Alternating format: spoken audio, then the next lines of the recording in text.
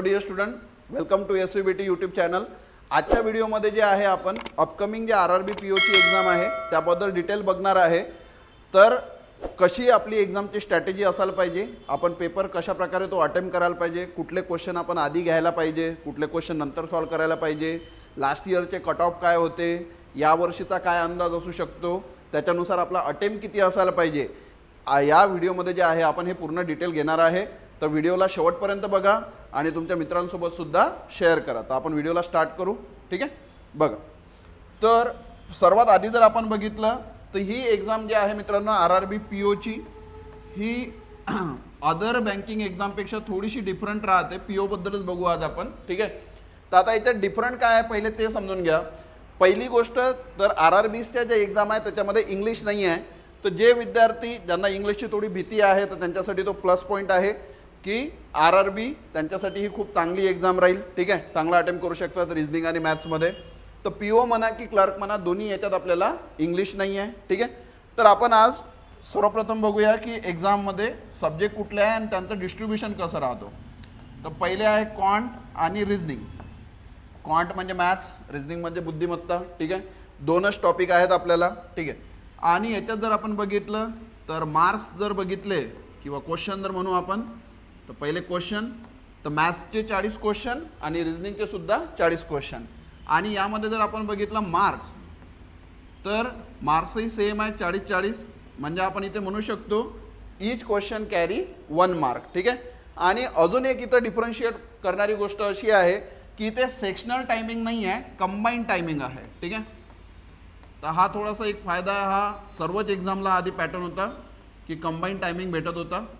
ठीक आहे, पण आता आपण बघतो की IBPS PO किंवा IBPS क्लर्कचा जो पेपर आहे त्याच्यामध्ये आपल्याला सेक्शनल टायमिंग आहे, पण RRBमध्ये आत्तासुद्धा आपल्याला कुठला टायमिंग भेटतो, कंबाईन. तर याचा आपल्याला फायदा कसा होऊ शकतो तो बघूच आपण. तर हे आपल्याला क्वेश्चन होत आहे 80 आणि मार्क्ससुद्धा किती होत आहे 80. म्हणजे 80 क्वेश्चन 80 मार्क आणि टायमिंग किती आपल्याला 45 मिनिट. ही गोष्ट पहिले क्लिअर करा. आणि दुसरी गोष्ट जर बघितली तर 1/4 किंवा तुम्ही 0.25ची निगेटिव्ह मार्किंग जी आपल्या बँकिंग पॅटर्नमध्ये असते ती सुद्धा इथे आहे. म्हणजे आपला जर एक क्वेश्चन रॉंग झाला तर आपले 0.25 मार्क्स काय होतील, डिडक्ट होतील. ठीक आहे, मग आता या टायमिंगबद्दल, कंबाईंड टायमिंगबद्दल. ठीक आहे, जर आता IBPS PO किंवा क्लर्क आहे तर त्याच्यात तर सरळ जो आपल्यासमोर आला त्याला सॉल्व करणं आहे. पण इथं आपल्याजवळ चॉईस आहे की पहिले काय सॉल्व करायचं. तर बरेच जण म्हणतात की रिझनिंग करायला पाहिजे किंवा कोणी म्हणेल क्वांट करायला पाहिजे. तर हे मी तुमच्यावर सोडतो मित्रांनो. बघा, मला तरी वाटते की ज्याचा जो सब्जेक्ट चांगला असेल त्यांनी तो आधी अटेम्प्ट करायला पाहिजे. फॉर एक्झाम्पल एखाद्याचा रिझनिंग चांगला आहे तर त्यांनी स्टार्टिंगला रिझनिंग घ्या. एखाद्याचा क्वांट चांगला असेल तर त्यांनी क्वांट घ्यायला पाहिजे. याच्यामागं रिझन काय आहे बघा की आपण जो कुठला सब्जेक्ट स्टार्टिंगला घेतो त्याला आपण मॅक्झिमम टायमिंग देतो. फॉर एक्झाम्पल मी जर रिझनिंग घेतला आणि माझी एखादी पझल आहे ते सॉल्व होणार आहे आता, तर आपण काय करतो 2-3 मिनटं त्याला जास्त देऊन चुकलेलो असतो. किंवा मॅथ्समध्ये एखादा DI असेल तर तो सॉल्व करताना आपण थोडासा टायमिंग त्याला जास्त देतो. तर मला तरी वाटते की तुम्हाला जो वाटते की मला या सब्जेक्टमध्ये जास्त मार्क मी काढू शकतो तो सब्जेक्ट तुम्ही स्टार्टिंगला घ्या. ठीक आहे, सो फॉर एक्झाम्पल मी असतो तर मी आधी रिझनिंग घेतला असता आणि मग काय घेतला असता, क्वांट. कारण आपल्याला जास्तीत जास्त मार्क रिझनिंग देऊ शकतो कमी टायमिंगमध्ये पटकन. ठीक आहे, आता दुसरं राहिलं सॉल्व कसं करायचं. ठीक आहे, तर मला तरी असं वाटते की आधी जे आपल्याला येणारे क्वेश्चन्स आहे. ठीक आहे, तर फॉर एक्झाम्पल मी जर रिझनिंगला स्टार्ट केलं तर रिझनिंगमध्ये मी मिसलिनियस क्वेश्चन आधी घेईल आणि पझलला सर्वात शेवटी टाकेल. पण आता काही वेळेला कसं होते की एखादं फॉर एक्झाम्पल आपण ब्लड रिलेशन सोडत आहे किंवा डायरेक्शनचा क्वेश्चन सोडत आहे आणि आपल्याला सॉल्व करायला भरपूर टाईम लागणार आहे असं जर दिसत आहे तर त्याच्यावरचे क्वेश्चन पण बघा मित्रांनो की इन्फॉर्मेशन खूप जास्त आहे आणि एखादा जर क्वेश्चन विचारला असेल तर मे बी तुम्ही त्याला शेवटी टाकू शकता. तर कुठलाही अटेम्प्ट करताना त्याच्यावर क्वेश्चन किती आस्क केलेले आहे बघा, म्हणजे आपल्याला तेवढा टाईम तिथं देणं व्हायबल आहे की नाही हे आपल्याला बघावं लागेल. ठीक आहे, सो रिझनिंगमध्ये सर्वात आधी मिसलिनियस क्वेश्चन घ्या आणि जर एखादा ब्लड रिलेशन किंवा डायरेक्शन किंवा एखादा कुठलाही टॉपिक म्हणा ज्याचे तुम्हाला थोडीशी डिफिकल्टी चाललेली आहे त्याला स्किप करून द्यायचं सध्याचं आणि मदत काय घेऊन घ्यायच्या, पझल. तो एखादा 1-2 क्वेश्चन जे आहे तुम्ही लास्टला पण सॉल्व करू शकता. ठीक आहे, आता रिझनिंगमध्ये असं इम्पॉर्टंट वगैरे काही नाही आहे कारण रिझनिंगमध्ये जर आपण बघितलं तर आपल्याला टॉपिकच कमी आहे तर सर्व टॉपिक आपल्याला करणं आहेच. जर डिस्ट्रीब्युशन आपण बघितलं तर 40 क्वेश्चन 40 मार्कासाठी रिझनिंग आपल्याला आहे. तर याच्यात जर मॅक्झिमम येणारा जो टॉपिक राहतो तो राहतो पझल. सर्वात जास्त जे क्वेश्चन राहतात ते कशावर राहतात? पझलवर. म्हणजे आपण म्हणू शकतो की मोर दॅन 50% किंवा नियर टू 50% जे क्वेश्चन्स आहे ते कशावर डिपेंड राहतात? पझलवर. ओके. तर रिझनिंग बघा, रिझनिंग जो आहे आपल्याला 40 मार्क्ससाठी रिझनिंग आहे. ठीक आहे. तर 40 मार्क्सपैकी मॅक्झिमम वेटेज जो आहे तो आहे पझलला. म्हणजे आपण म्हणू की आउट ऑफ 40 20 क्वेश्चन एकाच टॉपिकवर येतात, दॅट इज कुठला? पझल. म्हणजे 3 ते 4 पझल येण्याचे चान्सेस एक्झाममध्ये आहे.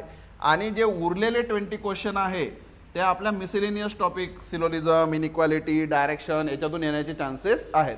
तर या मिसेलेनियसमधली जे क्वेश्चन लवकर सॉल्व्ह होऊ शकतात, तुम्ही आता मॉक टेस्ट देतच असाल, त्यात तुम्हाला लक्षात येते की कुठला एखादा क्वेश्चन म्हणजे मार्क्स एक आहे पण 2-4 मिनटं आपले खाऊन घेतो, तर त्याला नाही सोडवलेलं बेटर किंवा त्याला शेवटी टाकलं तरी बेटर आहे, त्याला घेऊ नका मदत. ठीक आहे.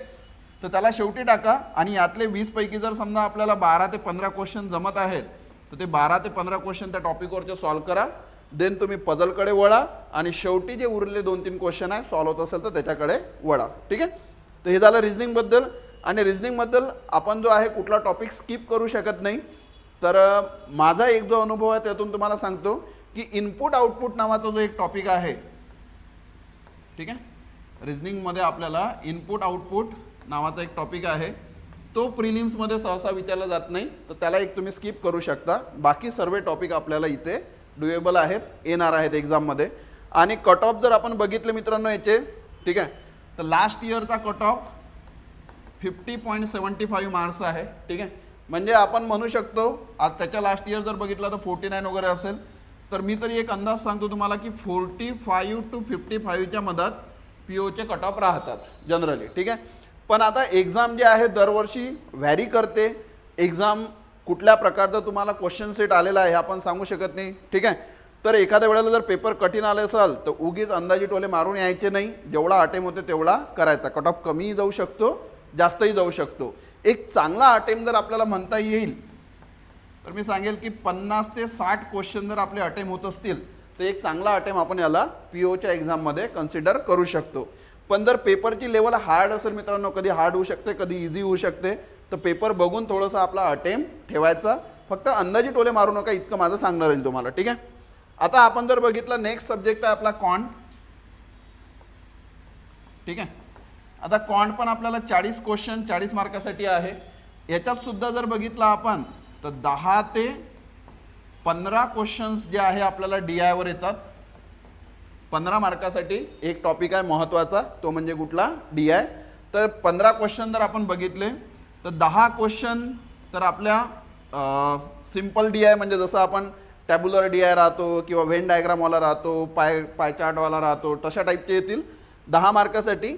आणि 5 मार्कासाठी जो आहे तो केसलेट DI येईल. ठीक आहे. तर हे महत्त्वाचा टॉपिक झाला आपला. आणि यानंतर जे उरलेले क्वेश्चन्स आहे त्यापैकी इम्पॉर्टंट टॉपिक राहतो सिम्प्लिफिकेशन. ठीक आहे. ऑब्लिकमध्ये आहे अप्रॉक्सिमेशन.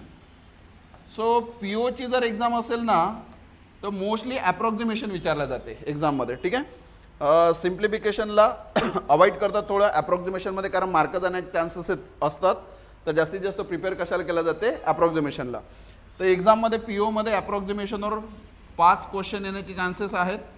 त्यानंतर एक क्वाड्रॅटिक इक्वेशन आणि दुसरा एक नंबर सिरीज. ठीक आहे.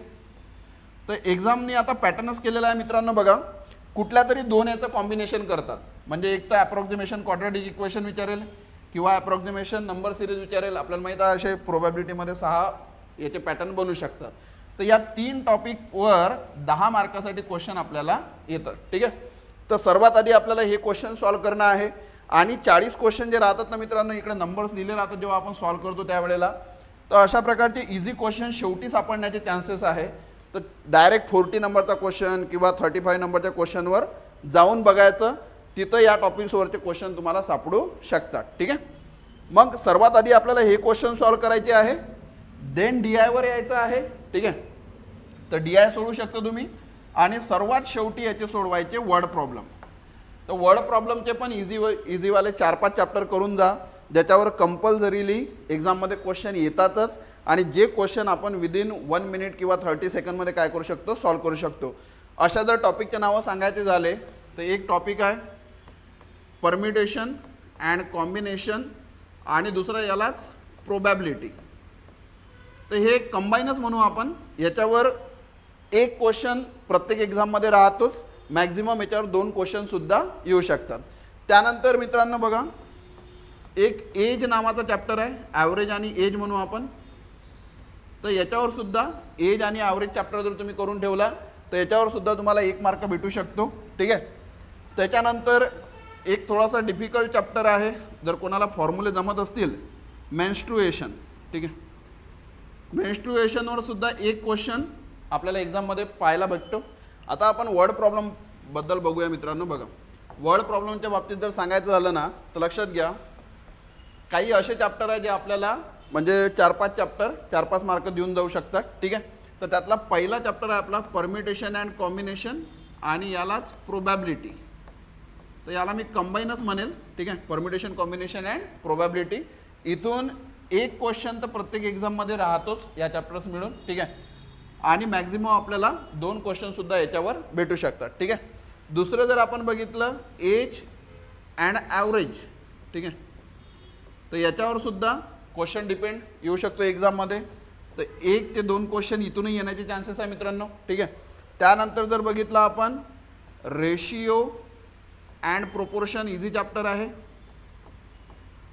Ratio, proportion, mixture and alligation. ठीक आहे.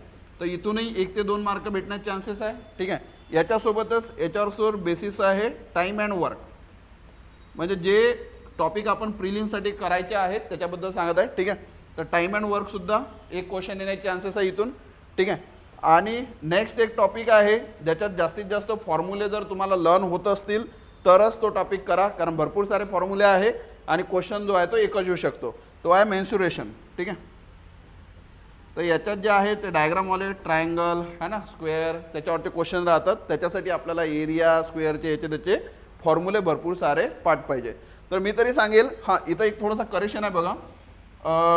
PO किंवा IBPS PO आणि क्लर्कमध्ये हे 3 टॉपिक म्हणून 10 क्वेश्चन येतात. पण जो RRB PO किंवा RRB क्लर्क आहे तर इथून आपल्याला 10 नाही 15 क्वेश्चन भेटतात, म्हणजे +5 म्हणू आणखी. तर 15 क्वेश्चन इथले 10 ते 15 क्वेश्चन आपण DI वरचे पकडू आणि 10 ते 12 मार्कासाठी आपल्याला काय राहते, वर्ड प्रॉब्लेम.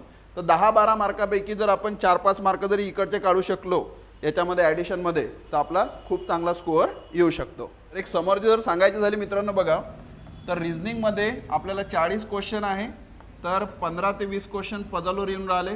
तर ह्या पझल ज्या आहे आपल्याला सॉल्व्ह करणं आहेच. रिझनिंगचा मॅक्झिमम अटेम्प्ट होऊ शकतो, तर तुम्ही करू शकता. रिझनिंग 15 ते 20 मार्काचे पझल आणि जे मिसेलिनियस चॅप्टर्स आहेत बाकीचे त्यातले आपल्याला 20 क्वेश्चन कन्सिडर करू आपण. तर 20 पैकी 15 तिथं. तर नाही काही तर आपला जो अटेम्प्ट आहे रिझनिंगचा तो 30च्या अबो असायला पाहिजे आणि 40पर्यंत असला तर फारच चांगला आहे. 30च्या अबो तरी आपला असायला पाहिजे. ठीक आहे. देन आपण बघू क्वांटबद्दल. तर क्वांटबद्दल मी तुम्हाला आधी 3 टॉपिक सांगितले होते. एक सिम्प्लिफिकेशन ॲप्रॉक्सिमेशन, दुसरा एक क्वाड्रॅटिक इक्वेशन आणि तिसरा एक आहे आपला नंबर सिरीज. ठीक आहे. तर या 3 टॉपिक म्हणून 15 क्वेश्चन आपल्याला आहेत. तर सर्वात आधी हे 15 क्वेश्चन करा आणि त्यानंतर जर बघितलं आपण तर DI आपल्याला 15 ते 20 मार्कासाठी आहे. तर समजा 15 क्वेश्चन इथून पकडा तुम्ही, तर हे 30 क्वेश्चन होतात. पण यातला जो एक केसलेट DI आहे, ठीक आहे, तो स्किप करून जर आपण वर्ड प्रॉब्लेमकडे जाऊ शकलो तर ते पण चांगलं आहे. शेवटी जर येत असेल एखाद्याला तर अटेम्प्ट केलेलं चांगलंच आहे. ठीक आहे. आणि वर्ड प्रॉब्लेममध्ये मी तुम्हाला चॅप्टर सांगितलेलं आहे आपलं परम्युटेशन, कॉम्बिनेशन, प्रोबॅबिलिटी. ठीक आहे.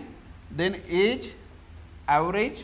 ठीक आहे. Age and average, ratio proportion, time and work. ठीक आहे. Ratio proportion, time and work, mixture and alligation. ठीक आहे. आणि जर जमत असेल तर मेन्स्ट्रुएशन करण्याचा प्रयत्न करा, ज्यांच्यासाठी चांगला असेल. ठीक आहे. तर क्वांटचा गुड अटेम्प्ट आपण पकडू शकतो समजा अबो 25 to 30च्या मधात असलेला बेटर आहे क्वांटचा अटेम्प्ट. ठीक आहे. येणाऱ्या एक्झामसाठी मित्रांनो तुम्हाला भरभरून शुभेच्छा. तुमचं ही एक्झाम खूप चांगली जावो. हा व्हिडिओ जर तुम्हाला आवडला असेल तर तुमच्या मित्रांसोबत सुद्धा शेअर करा. आपल्या यूट्यूब चॅनलला असेच व्हिडिओ बघण्यासाठी सबस्क्राईब करा. थँक्यू.